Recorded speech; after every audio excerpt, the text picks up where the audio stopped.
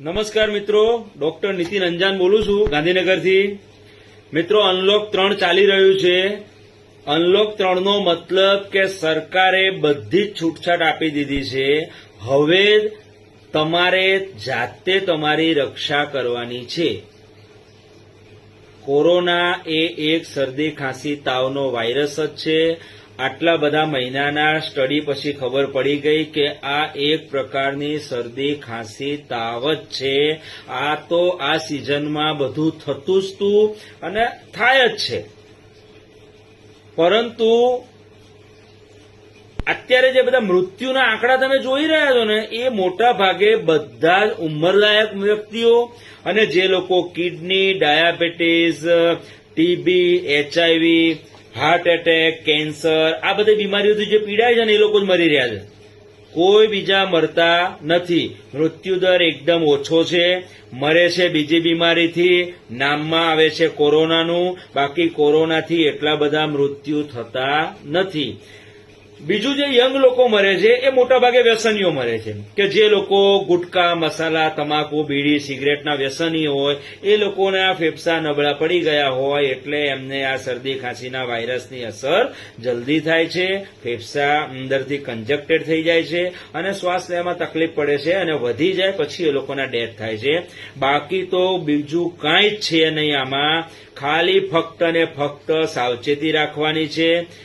Social distance શબ્દ અત્યાર સુધી આપણે વાપરતા હતા, પણ મને એવું લાગે છે કે આપણે ફિઝિકલ ડિસ્ટન્સિંગ રાખવું જોઈએ, એકબીજાથી થોડી દૂરી રાખવી જોઈએ।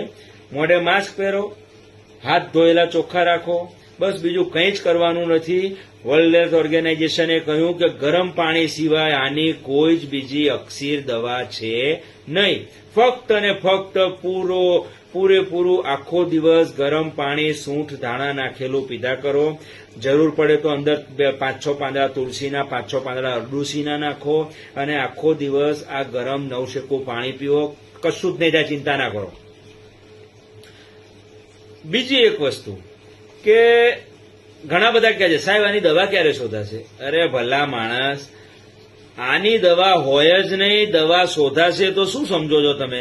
આનું જે ઇન્જેક્શન અત્યારે જે માર્કેટમાં 40-40 હજારમાં મૂકી રહ્યા છે, તો શું આની રસી કે આની દવા શોધાશે શું તમને મફત આપશે સરકાર? હે? આ બીજી બધી અત્યારે જે રસીઓ મુકાવો છો, ટાઇફોઇડની બાયફોઇડની રસીના ભાવ સાંભળ્યા જ તમે? હિપેટાઇટિસની ને બધી। હવે તમારા ઘરમાં 5 જણા છે અને રસીની કિંમત 5,000 કે 10,000 હશે, તો શું તમે 10,000ની રસી મુકાવવાના છો? કોઈ રસી મુકાવવાના છે જ નહીં, આ કહી દઉં। એટલે ખાલી ખોટી એવી આશા ના રાખો કે દવા શોધાશે, રસી શોધાશે। તમારા બધાની કેપેસિટી જ નથી રસી મુકાવવાની। આજે મેં છાપામાં વાંચ્યું છે કે રસી પાછી શોધાશે તો એ 3 મહિના સુધી જ એની અસર રહેશે।